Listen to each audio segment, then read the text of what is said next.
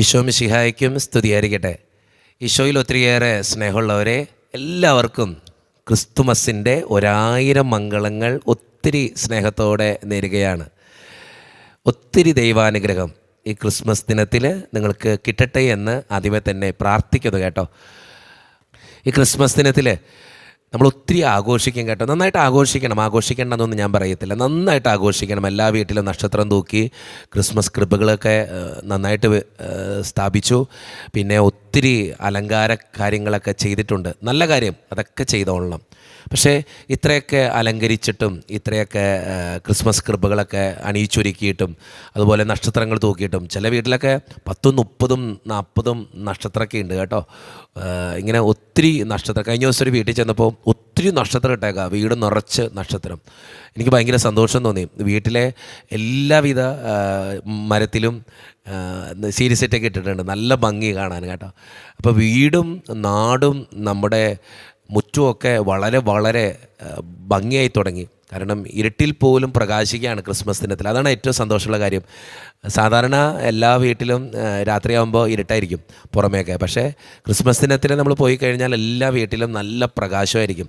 Series സെറ്റൊക്കെ ഇട്ടതിൻ്റെയും നക്ഷത്രമൊക്കെ തൂക്കിയതിൻ്റെയും എല്ലായിടത്തും പ്രകാശമാണ്.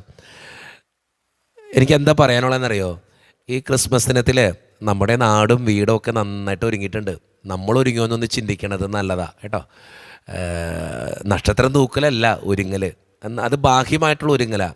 നമ്മുടെ മാനസികമായിട്ട് നമ്മൾ ഒരുങ്ങുമെന്നൊന്ന് ചിന്തിക്കുന്നത് ഈ ക്രിസ്മസ് ദിനത്തിൽ നല്ലതാണ്. നമ്മുടെ വീട് ഇത്രയും നാൾ അന്ധകാരത്തിലായിരുന്ന, ചിലപ്പോൾ ലൈറ്റ് ഇടാൻ പറ്റാത്ത, ചിലപ്പോൾ ഒരു മരത്തിൻ്റെ കൊമ്പിലായിരിക്കാം, അവിടെ നമ്മൾ ലൈറ്റ് ഇടാറില്ല. പക്ഷേ നക്ഷത്രം തൂക്കി നമ്മൾ ലൈറ്റ് പ്രകാശിപ്പിക്കുക അല്ലേ. എല്ലായിടത്തും നമ്മളിങ്ങനെ പ്രകാശം വിതറുകയാണ്. എൻ്റെ ജീവിതത്തിൻ്റെ ഇരുട്ടറകളിൽ പ്രകാശം വിതറാൻ ഈ ക്രിസ്മസ് ദിനത്തിൽ എനിക്ക് പറ്റുന്നുണ്ടോ? പലപ്പോഴും പുറമേ ഒത്തിരി ഒരുങ്ങുന്നവരാണ് നമ്മൾ, അകമേ ഒരുങ്ങിയിട്ടുണ്ടോ?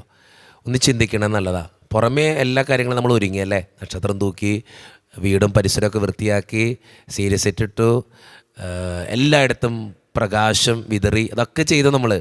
പക്ഷേ നമ്മുടെ മനസ്സിൽ ഒരു പ്രകാശം വിതറാൻ, നമ്മുടെ മനസ്സ് കുറച്ചും കൂടിയൊക്കെ നന്നാക്കാൻ നമുക്ക് പറ്റുന്നുണ്ടോ ഈ ക്രിസ്മസ് ദിനത്തിൽ? ഒന്ന് ചിന്തിച്ചു നോക്കണത് നല്ലതാണ്. പലപ്പോഴും പുറമേയുള്ള കാര്യങ്ങളിലാണ് നമ്മൾ ഏറ്റവും കൂടുതൽ ശ്രദ്ധിക്കുക, മനസ്സിൻ്റെ കാര്യങ്ങളാണ് നമ്മൾ വിട്ടുപോവുക. ശരിയല്ലേ? നമ്മുടെ മനസ്സൊന്ന് വൃത്തിയാക്കാൻ നമുക്ക് പറ്റിയിട്ടുണ്ടോ? ഒരു സീരീസ് സെറ്റെങ്കിലും ഇടാൻ പറ്റിയിട്ടുണ്ടോ?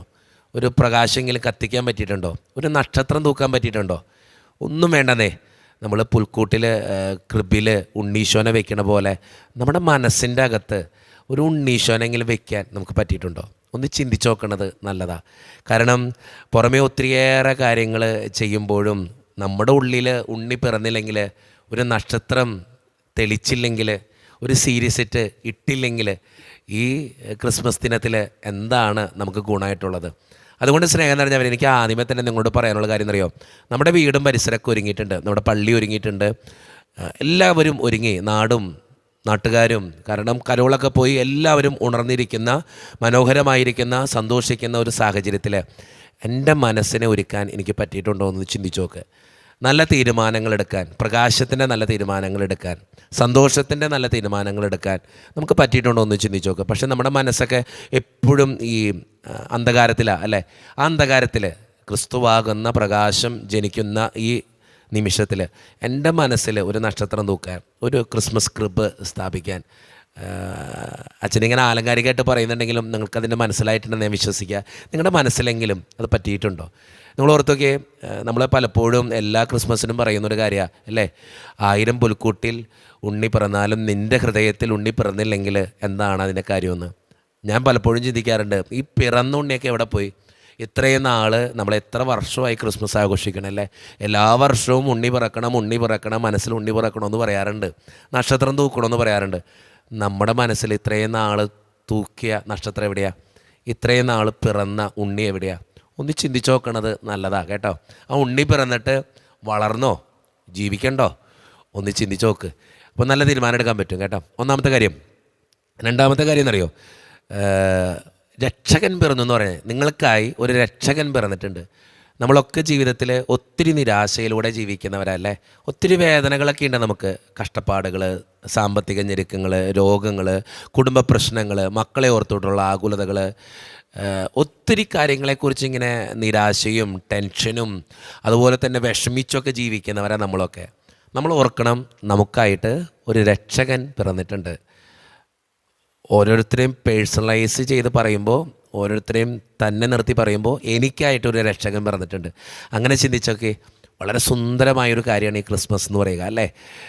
നിങ്ങൾ മനസ്സിലാക്കേണ്ട കാര്യം എന്നറിയോ, എനിക്കായിട്ടൊരു രക്ഷകൻ പിറന്നിട്ടുണ്ടെന്ന് പറയുമ്പോൾ നമ്മൾ ചിന്തിക്കണം, എനിക്കായിട്ടൊരു രക്ഷകനുണ്ട്. നമ്മുടെ മനസ്സിൽ കരുതേണ്ട ഏറ്റവും വലിയ സത്യത ഈ ക്രിസ്മസ് നമ്മളെ പഠിപ്പിക്കുന്നത് തന്നെയല്ലേ. എനിക്കായിട്ടൊരു രക്ഷകൻ പിറന്നിട്ടുണ്ട്. എൻ്റെ പ്രശ്നങ്ങളിൽ ഇടപെടാൻ, എന്നെ സഹായിക്കാൻ, എന്നെ സ്നേഹിക്കാൻ, എന്നെ കൊണ്ടു നടക്കാൻ എനിക്കായിട്ടൊരു രക്ഷകൻ പിറന്നിട്ടുണ്ട്. നമ്മൾ ക്രിസ്മസ് ദിനത്തിൽ പറയുന്ന ഒരു കാര്യമുണ്ട്, ഇമ്മാനുവേൽ, ദൈവം നമ്മോട് കൂടെ. ഈ ക്രിസ്മസ് ദിനത്തിൽ എനിക്ക് നിങ്ങളോട് പറയാനുള്ള ഏറ്റവും പ്രധാനപ്പെട്ട രണ്ടാമത്തെ കാര്യവും അത് തന്നെയാണ്. ഇമ്മാനുവേൽ, ദൈവം നിൻ്റെ കൂടെയുണ്ട്. ജീവിതത്തിൻ്റെ ഏത് പ്രതിസന്ധിയിലൂടെയാണ് കടന്നു പോകുമ്പോഴും, ഏത് സങ്കടങ്ങളിലൂടെ വേദനിച്ച് ജീവിക്കുമ്പോഴും എനിക്കായിട്ട് ഒരു രക്ഷകൻ പിറന്നിട്ടുണ്ടെന്ന് മനസ്സിൽ എഴുതി വയ്ക്കണം കേട്ടോ. കാരണം നമ്മൾ വിചാരിക്കുന്നവരും സ്നേഹിക്കുന്നവരും ചേർത്ത് പിടിക്കുന്നവരും ഒന്നും നമ്മുടെ കൂടെ ഉണ്ടാകണമെന്നില്ല. അവരൊക്കെ ജീവിതത്തിൻ്റെ ഓരോ നിമിഷത്തിലേക്ക് ഇറങ്ങിപ്പോവും. നമ്മൾ വിചാരിക്കും ചിലപ്പോൾ ഇവരെൻ്റെ കൂടെ ഉണ്ടാവും, ഇവരെന്നെ സ്നേഹിക്കും, ഇവരെന്നെ ചേർത്ത് പിടിക്കുന്നൊക്കെ വിചാരിക്കും. പക്ഷേ ഒന്ന് ഓർത്ത് നോക്കിയേ, ആരെങ്കിലും ഉണ്ടോ? ഇല്ല. ഇത്രയും നാളത്തെ ജീവിതത്തിൽ സ്നേഹിച്ചവരൊക്കെ ഓരോ നിമിഷത്തിൽ നമ്മളെ ഇട്ടേച്ച് പോയിട്ടുണ്ട്, ഓരോ നിമിഷത്തിലും, അല്ലേ? ഞാൻ എപ്പോഴും പറയുന്നൊരു കാര്യം, പണം ഉണ്ടെങ്കിൽ അധികാരം ഉണ്ടെങ്കിൽ മനുഷ്യന്മാർ കൂടെ ഉണ്ടാവും. പക്ഷേ ഒന്നുമില്ലെങ്കിലും ദൈവം ഉണ്ടാവും കൂടെ. മനുഷ്യനുണ്ടായിന്ന് വരില്ല ചിലപ്പോൾ. മനുഷ്യന്മാർ ചിലരൊക്കെ നിൽക്കൂട്ടോ, ഇല്ലയെന്നൊന്നും ഞാൻ പറയണില്ല. പക്ഷേ ഒന്നുമില്ലെങ്കിലും ദൈവം ഉണ്ടാവും കൂടെ, ദൈവം ഉണ്ടാവും കൂടെ. അപ്പോൾ എനിക്ക് നിങ്ങളോടായിട്ട് പറയാനുള്ള രണ്ടാമത്തെ കാര്യം, നിങ്ങൾക്കായിട്ടൊരു രക്ഷകനുണ്ട്. എത്ര പ്രതിസന്ധിയിലാണെങ്കിലും, എത്ര അന്ധകാരത്തിലാണെങ്കിലും, എത്ര ബുദ്ധിമുട്ടിലാണെങ്കിലും, എത്ര വലിയ ഒരു ഗർത്തത്തിലാണെങ്കിലും നിങ്ങൾക്കായിട്ട് ഒരു രക്ഷകൻ പിറന്നിട്ടുണ്ട്. അത് വിശ്വസിക്കാൻ പഠിക്കുക. അപ്പോൾ നമ്മുടെ ജീവിതം ഏറ്റവും സുന്ദരമായിട്ട് ജീവിക്കാൻ പറ്റും. നമ്മളെപ്പോഴും ചിന്തിക്കേണ്ട ഒരു കാര്യം അറിയോ, എനിക്കായിട്ടൊരാളുണ്ട്, അതെൻ്റെ രക്ഷകനായ ഈശോ ഉണ്ടെന്ന് ചിന്തിച്ച് നോക്കിയേ. നമുക്ക് ഈസി ആയിട്ട് കുറച്ചും കൂടെ ഒക്കെ മുന്നോട്ട് പോകാൻ പറ്റും. പലരും എന്നോട് ചോദിക്കുന്ന ഒരു ചോദ്യം ജിനു വെച്ചാൽ, എങ്ങനെ ഇത്രയും ചിരിക്കണൊക്കെ, എങ്ങനെ ഇത്രയും സന്തോഷത്തോടെ മുന്നോട്ട് പോകണം? ഞാൻ എപ്പോഴും പറയുന്നൊരു കാര്യമാണ്, എനിക്ക് എൻ്റെ ഈശോയുണ്ട്, അത്രയും മതി എനിക്ക് ജീവിക്കാൻ. ഒരു സങ്കടം വരുമ്പോൾ ഈശോയുണ്ട് എൻ്റെ കൂടെ, ഒരു വേദന വരുമ്പോൾ ഈശോയുണ്ട് എൻ്റെ കൂടെ, ഒരു പ്രശ്നം വരുമ്പോൾ ഈശോയുണ്ട് എൻ്റെ കൂടെ. അത് പോരെ എനിക്ക് ജീവിക്കാൻ. ഞാൻ എന്തിനാ ഇത്രയും ടെൻഷൻ അടിക്കണേ? സങ്കടങ്ങളൊക്കെ ഉണ്ടാവുന്ന ഇല്ല എന്നൊന്നും പറയുന്നില്ല, അല്ലേ? സങ്കടങ്ങളൊക്കെ ഉണ്ടാവും. പക്ഷെ ആ സങ്കടങ്ങളുടെ നടുവിലും ചിന്തിക്കുക, എനിക്കായിട്ട് ഒരു രക്ഷകനുണ്ട്. എന്നെ രക്ഷിക്കാൻ പോകുന്ന, എന്തിനും കഴിവുള്ള, എന്തിനും പ്രാപ്തിയുള്ള എൻ്റെ ദൈവമുണ്ട് എൻ്റെ കൂടെ. പിന്നെ ഞാനെന്തിനാ എത്രയും ഭയക്കണേ, ഇത്രയും ടെൻഷൻ അടിക്കണേ? ദൈവം നോക്കിക്കൊള്ളുന്നു. അപ്പോൾ രണ്ടാമത്തെ കാര്യം, എനിക്കായിട്ടൊരു രക്ഷകൻ പിറന്നിട്ടുണ്ട്. മൂന്നാമത്തെ കാര്യം എന്നറിയോ, ഈ ക്രിസ്മസ് എന്ന് പറയുന്ന ഒരു സന്തോഷത്തിൻ്റെ സദ്വാർത്തയാണ്. സന്തോഷം കൊടുക്കുന്നതാ, അത് സന്തോഷത്തിൻ്റെ സദ്വാർത്തയാണ്. സദ്വാർത്ത എന്ന് വെച്ചാൽ നല്ല വാർത്ത എന്നാണ്. എനിക്ക് മൂന്നാമതായിട്ട് നിങ്ങളോട് പറയാനുള്ള കാര്യം, നിങ്ങളുടെ കൂടെയുള്ളവർക്ക് ഒരു നല്ല വാർത്തയാണോ നീ? അത് ചിന്തിച്ച് നോക്ക്. നല്ലൊരു വാർത്തയാണോ? കാരണം ചിലർ വരുമ്പോൾ നമ്മൾ തന്നെ പറയും, ഓ ആ മനുഷ്യൻ വന്നിട്ടോ, ചിലപ്പോൾ അവൻ്റെ വായിലെ നാക്ക് എൻ്റെ പൊന്നോ പോയേക്കാം, അവനോട് മിണ്ടാതിരിക്കണ നല്ലത്. മിണ്ടിക്കഴിഞ്ഞാൽ നമ്മുടെ മനസ്സ് സമാധാനം കൂടി പോകും. അങ്ങനെ പറയുന്ന ചില മനുഷ്യരുണ്ട്. നമ്മൾ ചിലരെ അല്ലേ, നമ്മൾ ഒന്നിച്ചു കൂടുമ്പോൾ പറയില്ല, ദേ വന്നുണ്ട്, കുറ്റം പറയാൻ വന്നുണ്ട്. ദേ, നമ്മളെപ്പോഴും പറയുന്നൊരു കാര്യമാണ്, നമ്മളെക്കുറിച്ചും മറ്റുള്ളവരങ്ങനെയാണോ പറയണേ? ഒന്ന് ചിന്തിച്ച് നോക്കിയേ. നമ്മുടെ വാക്ക് നല്ലതാണെങ്കിൽ, നമ്മുടെ ജീവിതം നല്ലതാണെങ്കിൽ, നമ്മുടെ അടുത്തിരിക്കാനോ നമ്മളോട് മിണ്ടാനോ നമ്മളോട് എത്ര നേരം വേണമെങ്കിലും സംസാരിക്കാനോ ആൾക്കാരുണ്ടാവും. നമ്മുടെ വാക്ക് നല്ലതല്ലെങ്കിലോ നമ്മൾ ഇട്ടേച്ച് പോകും മനുഷ്യന്മാർ, അല്ലേ? നമ്മുടെ പ്രവൃത്തി നല്ലതല്ലെങ്കിലോ ആൾക്കാരെന്താ പറയും, ഓ അവനോട് കൂട്ടുകൂടാതിരിക്കേണ്ടത് നല്ലത്, അവനോട് വർത്തമാനം പറയാതിരിക്കേണ്ടത് നല്ലത്. അപ്പോൾ ഈശോ ജനിച്ചത് ഒരു സന്തോഷത്തിൻ്റെ സദ്വാർത്തയായിട്ടായിരുന്നു. എൻ്റെ ജീവിതം മറ്റുള്ളവർക്കൊരു സന്തോഷത്തിൻ്റെ സദ്വാർത്തയാണോ എന്ന് ഒന്ന് ചിന്തിച്ച് നോക്ക്. എനിക്ക് മൂന്നാമതായിട്ട് പറയാനുള്ള കാര്യം അതാ, സന്തോഷത്തിൻ്റെ സദ്വാർത്തയാണോ? സന്തോഷം കൊടുക്കുന്നവനാണോ എൻ്റെ ജീവിത പങ്കാളിക്ക്, എൻ്റെ മക്കൾക്ക്, എൻ്റെ കൂടപ്പിറപ്പുകൾക്ക് ഞാൻ സന്തോഷം കൊടുക്കുന്നവനാണോ? അത് ഒത്തിരി ദുഃഖം കൊടുക്കുന്നവനാണോ?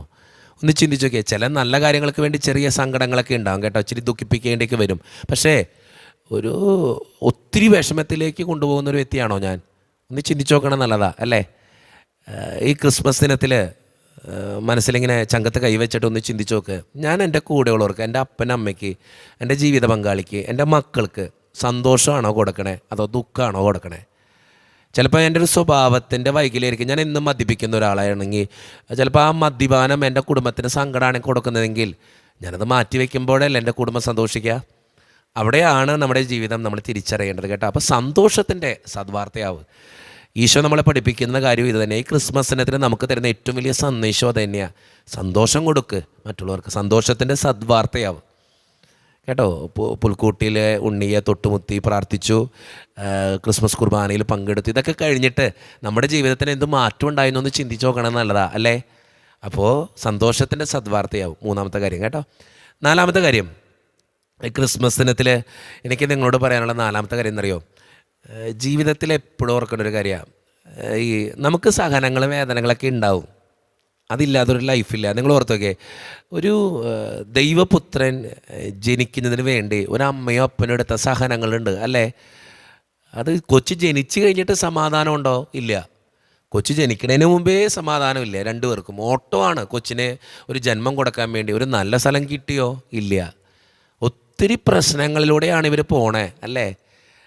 കുഞ്ഞ് ജനിക്കാൻ പോകുന്നത് തൊട്ട്, അവർ ജീവിക്കുന്നത് തൊട്ട്, കുഞ്ഞിന് ജന്മം നൽകുന്നത്, കുഞ്ഞ് ജനിച്ചു കഴിഞ്ഞാൽ നിങ്ങൾ ഓർത്ത് നോക്കി, ഔസപിതാവും മാതാവും സഹിച്ച സഹനങ്ങൾ എന്ന് പറയുന്നത് അതിനും മാത്രം ഇവർ സഹിച്ചിട്ടുണ്ട്. അത്രയും ഓടിയിട്ടുണ്ട് ഇതിൻ്റെ പിന്നിൽ. ഒത്തിരി ബന്ധപ്പെട്ടാണ്, അല്ലെങ്കിൽ ഒത്തിരിയേറെ ബുദ്ധിമുട്ടുകൾ സഹിച്ചിട്ടാണ് ഇവർ ഈ കാര്യങ്ങളൊക്കെ ചെയ്യണേ അല്ലേ? അതും ദൈവപുത്രൻ്റെ ജനനത്തിന് വേണ്ടി. ഒരു ദൈവപുത്രനെ ജനിക്കാൻ ഒരു നല്ല കൊട്ടാരം തിരഞ്ഞെടുക്കായിരുന്നു, ഒരു നല്ല സ്ഥലം തിരഞ്ഞെടുക്കായിരുന്നു, ഒത്തിരി കാര്യങ്ങൾ ഈസിയാക്കായിരുന്നു. പക്ഷെ ഒരു ദൈവപുത്രൻ ജനിക്കാൻ വേണ്ടി ഇത്ര സഹനങ്ങളിലൂടെ പോയി. അപ്പം നമ്മുടെ കുടുംബത്തിലോ, എൻ്റെ കൊച്ചിന് വേണ്ടി ചിലപ്പോൾ ഞാൻ സഹിക്കേണ്ടി വരും, എൻ്റെ ജീവിത പങ്കാളിക്ക് വേണ്ടി ഞാൻ സഹിക്കേണ്ടി വരും, ചില വേദനകൾ ഏറ്റെടുക്കേണ്ടി വരും കേട്ടോ. അത് മനസ്സിലാക്ക്. ചിലത് പറയാ വെച്ചാൽ എന്നും പ്രശ്നമാണ്, പ്രശ്നങ്ങളില്ലാത്ത ലൈഫൊന്നും ഇല്ലാന്നേ. എല്ലാവരുടെയും വീട്ടിലുണ്ട് പ്രശ്നങ്ങൾ. ഇപ്പം എൻ്റെ വീട്ടിലുണ്ട് പ്രശ്നങ്ങൾ, നിങ്ങളുടെ വീട്ടിലുണ്ട് പ്രശ്നങ്ങളുണ്ട്. പക്ഷെ ആ പ്രശ്നങ്ങളുടെ നടുവിലൂടെ ഒക്കെ പോകുമ്പോൾ ചിന്തിക്കുക, ഇതൊരു ദൈവ നിയോഗമാണെങ്കിൽ, ദൈവം ആഗ്രഹിക്കുന്ന കാര്യമാണെങ്കിൽ ഞാനത് സഹിക്കുക, എന്നിട്ടാണ് നമ്മൾ രക്ഷപ്പെടുള്ളൂ അല്ലേ? ഇപ്പോൾ നിങ്ങൾ ഓർത്ത് നോക്കിയേ, ഉണ്ണീശോ പുൽക്കൂട്ടിൽ പിറക്കാതിരുന്നുവെങ്കിൽ, ഉണ്ണീശോ അല്ലെങ്കിൽ പരിശുദ്ധ അമ്മയും ഔസപിതാവും ഇതുപോലെ സഹിക്കാതിരുന്നുവെങ്കിൽ നമ്മുടെ മനസ്സിൽ അവർക്ക് ഇടം നേടുമായിരുന്നോ? ഇല്ല. ചില സഹനങ്ങൾക്കൊക്കെ ഒത്തിരി അനുഗ്രഹമുണ്ട് കേട്ടോ. ചില വേദനകൾക്കൊക്കെ ഒത്തിരി അനുഗ്രഹമുണ്ട്. ഒന്ന് ചിന്തിച്ച് നോക്കണം, നല്ലതാ അല്ലേ? ഒത്തിരി സഹിക്കുമ്പോഴല്ലേ ചിലപ്പോൾ എൻ്റെ അപ്പനമ്മേനെ ഞാൻ ഇഷ്ടപ്പെടുന്നേ. അല്ല, സഹിക്കാത്തൊരു അപ്പനമ്മേനെ കുറിച്ച് മക്കൾ പറയോ? ഇല്ല. ഞാൻ എപ്പോഴും എൻ്റെ അപ്പനെയും അമ്മേനെ കുറിച്ചൊക്കെ പ്രസംഗത്തിൽ പറയാറുണ്ട്. അവരത്രയും സഹിച്ചത് കൊണ്ടാണ് ഞാൻ അവരെക്കുറിച്ച് പറയുന്നത്. സഹിക്കാത്തൊരപ്പനമ്മയാണെങ്കിൽ, എനിക്ക് വേണ്ടി മുറിയാത്തൊരപ്പനമ്മയാണെങ്കിൽ എൻ്റെ മനസ്സിലുണ്ടാവോ? വേണ്ട, നീ ഈസി ആയിട്ട് എടുത്ത് നോക്ക്. നമ്മൾ ഈശോനെ അത്രയും സ്നേഹിക്കാൻ കാരണം എന്താ? ഈശോ നമുക്ക് വേണ്ടി മുറിഞ്ഞുകൊണ്ടല്ലേ? അപ്പോൾ എനിക്ക് നിങ്ങളോട് പറയാനുള്ള കാര്യം, സഹനങ്ങളുണ്ടാവും. ഈ ക്രിസ്മസിനെ നമ്മളെ പഠിപ്പിക്കുന്നതും അത് തന്നെയാണ്. ഔസപിതാവും മാതാവും ഒരു ഉണ്ണീശോയ്ക്ക് വേണ്ടി ഒത്തിരി സഹിച്ചതുപോലെ നിങ്ങളുടെ ജീവിതത്തിലും സഹനങ്ങളുണ്ടാവും. ദൈവപുത്രനായിട്ട് ഇത്ര സഹനങ്ങളുണ്ടായി. അപ്പോൾ സാധാരണ മനുഷ്യരുടെ നമ്മുടെ കാര്യമോ? അപ്പോൾ അതുകൊണ്ട് സഹനങ്ങളുണ്ടാവും. പക്ഷേ ആ സഹനങ്ങളുടെ നടുവിൽ ചിന്തിക്കുക, ഇത് ദൈവത്തിൻ്റെ പദ്ധതിയാണെങ്കിൽ ഞാൻ സഹിക്കണം, എന്നാലാണ് എൻ്റെ ജീവിതം അനുഗ്രഹദായകമായിട്ട് മാറുള്ളൂ കേട്ടോ. അപ്പോൾ നാലാമത്തെ കാര്യം എന്താ? ജീവിതത്തിൽ സഹനങ്ങളുണ്ടാവും. എനിക്ക് പലപ്പോഴും ഓർമ്മ വരാറുണ്ടെന്നറിയോ, ഈ ക്രിസ്മസിനത്തിൽ ഔസപിതാവും മാതാവും എന്തോരം സങ്കടപ്പെട്ടിട്ടുണ്ടല്ലേ. നമ്മൾ സന്തോഷിക്കുക, കേക്കും മുറിച്ച് പടക്കം പൊട്ടിച്ച് സീരിയസെറ്റും തൂക്കി നക്ഷത്രം തൂക്കി ഗംഭീരമാക്കുക. പക്ഷേ ഔസപിതാവും മാതാവും എന്തോരം കണ്ണീര് ഓടിച്ചിട്ടുണ്ടാവും അല്ലേ? അപ്പം അതുകൊണ്ട് ഇത് സഹനങ്ങളുടെ ദിനമാണ്. സഹനങ്ങളെ ഓർക്കാനും അതിൽ സന്തോഷം കണ്ടെത്താനും. പക്ഷേ സന്തോഷം കണ്ടെത്താനും പരിശ്രമിക്കുമ്പോഴേ ഈ ദിനം അനുഗ്രഹദായകമാകുക കേട്ടോ. നിങ്ങൾ ഓർത്ത് നോക്കിയ പുൽക്കൂട്ടിൽ ഔസപിതാവും മാതാവും കരഞ്ഞുകൊണ്ടല്ലേ നിൽക്കണേ. ഔസപിതാവ് ഒത്തിരി സഹിച്ചിട്ടുണ്ടല്ലേ. ഒരു സ്വന്തം ഭാര്യയ്ക്ക് ഒരു പ്രസവിക്കാനൊരു സ്ഥലം കിട്ടാൻ വേണ്ടി എന്തോരം മുട്ടി. ഒരാൾ തുറന്നു കൊടുത്താൽ എന്തോരം സ്ഥലത്ത് ചെന്നു. പിന്നെ അതിനെയും പിടിച്ചുകൊണ്ടുള്ള യാത്ര എന്തൊരു ദുഷ്കരാന്നറിയോ. മാതാവിൻ്റെ കാര്യം ഓർത്ത് നോക്കിയാൽ നിറവയറും വെച്ചുകൊണ്ടാണ് യാത്രയാണ്. എന്തോരം പെയിൻഫുള്ളായിരിക്കും. ചെല്ലുന്ന സ്ഥലങ്ങളിലൊക്കെ തള്ളിക്കളയാണ്. പിന്നെ ജനിക്കാൻ കിട്ടിയൊരു സ്ഥലമോ, കൊച്ചിന് ജന്മം കൊടുക്കാൻ കിട്ടിയൊരു സ്ഥലമോ, അത് കാലിത്തൊഴുത്ത്, ദുർഗന്ധം വമിക്കുന്നൊരു കാലിത്തൊഴുത്ത്, ഒത്തിരി ബുദ്ധിമുട്ടുകളുള്ള ഒരു കാലിത്തൊഴുത്ത് അല്ലേ? എന്നിട്ടും മാതാവിൻ്റെ ഔസപിതാവിൻ്റെ മുഖത്ത് നമ്മൾ പുൽക്കൂട്ടിലൊക്കെ നോക്കുമ്പോൾ ചിരിയാ അല്ലേ? അവർ സങ്കടങ്ങളിലും ചിരിച്ചു എന്നുള്ളതാണ് ഏറ്റവും പ്രധാനപ്പെട്ട കാര്യം. അവർ വേദനകളിലും ചിരിച്ചു, ബുദ്ധിമുട്ടിലും ചിരിച്ചു. എനിക്ക് നിങ്ങളുടെ ക്രിസ്മസ് ദിനത്തിലും പറയാനുള്ള നാലാമത്തെ കാര്യം തന്നെയാണ്. സങ്കടങ്ങളുണ്ടാവുന്നേ, വേദനകളുണ്ടാവും, പ്രശ്നങ്ങളുണ്ടാവും. ചിരിക്ക്, അവിടെ ദൈവമുണ്ട് കേട്ടോ. എനിക്ക് നിങ്ങളോട് പറയാനുള്ള കാര്യം തന്നെ, ദൈവമുണ്ട്, ചിരിക്ക്. 4 കാര്യങ്ങൾ അച്ഛൻ പറഞ്ഞിട്ടുള്ളൂ. ഒത്തിരി കാര്യങ്ങൾ പറയാനുണ്ട് കേട്ടോ. ക്രിസ്മസ് പാപ്പയിലൂടെയും നക്ഷത്രത്തിലൂടെയും ഒക്കെ കുറേ കാര്യങ്ങളുണ്ട്. നിങ്ങൾ ഒത്തിരി കാര്യങ്ങൾ കേൾക്കും കേട്ടോ. അപ്പോൾ അതുകൊണ്ട് ഒത്തിരി കാര്യങ്ങൾക്കിടയിൽ ഈ 4 കാര്യങ്ങളൊന്ന് ഓർത്തിരിക്കുക. ഒന്നാമത്തെ കാര്യം, നാടും വീടൊക്കെ ഒരുങ്ങി. ഞാൻ ഒരുങ്ങിയിട്ടുണ്ടോ എന്ന് ചിന്തിച്ചു നോക്കുക. എൻ്റെ മനസ്സിൽ ഞാൻ ഒരുങ്ങിയിട്ടുണ്ടോ? ഒരു വെളിച്ചെങ്കിലും എൻ്റെ മനസ്സിൽ ഞാൻ കരുതിയിട്ടുണ്ടോ? ഒരു നന്മ പ്രവൃത്തിയെങ്കിലും ഞാൻ ഈ ക്രിസ്മസ് ദിനത്തിൽ ചെയ്യാനായിട്ട് ഉദ്ദേശിക്കുന്നുണ്ടോ? ഒന്നാമത്തെ കാര്യം.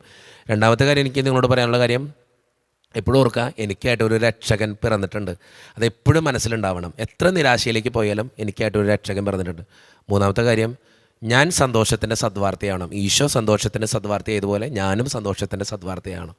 നാലാമത്തെ കാര്യം, ക്രിസ്മസിനും ഒത്തിരി സഹനങ്ങളുടെ നടുവിലും ചിരിച്ച ഔസപിതാവിനെയും മാതാവിനെയും നമ്മൾ ഓർക്കുന്ന ദിവസമാണ്. എനിക്ക് നിങ്ങളോട് പറയാനുള്ള കാര്യം, എത്ര സഹനങ്ങളിലും ചിരിക്കാൻ പഠിക്കുക ഔസപിതാവിനെയും മാതാവിനെയും പോലെ. കാരണം നിങ്ങളുടെ ജീവിതത്തിനും ഒരു രക്ഷകൻ പിറന്നിട്ടുണ്ടെന്ന് ഓർമ്മ വേണം കേട്ടോ. അപ്പോൾ ഈ ക്രിസ്മസിനും ഏറ്റവും മനോഹരമാക്കുക. ആദ്യമേ പറഞ്ഞ കാര്യം ഓർത്തോളണം, ഫ്രാൻസിസ് മാർപ്പാപ്പ പൂർണ്ണ ദണ്ഡവിമോചനം ഈ ദിനത്തിൽ വാഗ്ദാനം ചെയ്തിട്ടുണ്ട് കേട്ടോ. അപ്പോൾ അതുകൊണ്ട് പള്ളി പോയിരിക്കണം, കുമ്പസാരിച്ചിരിക്കണം, വിശുദ്ധ കുർബാന സ്വീകരിച്ചിരിക്കണം കേട്ടോ. എന്നാലാണ് നമുക്ക് പൂർണ്ണ ദണ്ഡവിമോചനം കിട്ടത്തുള്ളൂ. ഏറ്റവും നന്നായിട്ട് ഈ ദിവസം പ്രാർത്ഥിക്കണം കേട്ടോ. ആഘോഷിച്ചോ, ആഘോഷിക്കേണ്ട എന്നൊന്നും പറയുന്നില്ല. ഭക്ഷണം കഴിക്കുന്നതല്ല ആഘോഷം, നക്ഷത്രം തൂക്കുന്നതോ അല്ലാണ്ട് ഒത്തിരി സീരിയസ് ആയിട്ട് ഇടുന്നതൊന്നുമല്ല ആഘോഷം.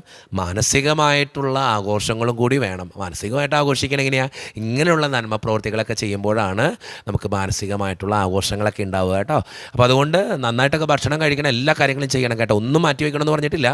എല്ലാം ചെയ്യുന്നതോടൊപ്പം നിൻ്റെ മനസ്സിനെ കൂടി നീ ഒന്ന് ശ്രദ്ധിക്കണം എന്നേ അച്ഛൻ പറഞ്ഞിട്ടുള്ളൂ. അച്ഛൻ ഈ പറഞ്ഞ 4 കാര്യങ്ങൾ ചേർത്ത് വയ്ക്കുക. ദണ്ഡവിമോചനത്തിൻ്റെ കാര്യം ഓർത്ത് വയ്ക്കുക.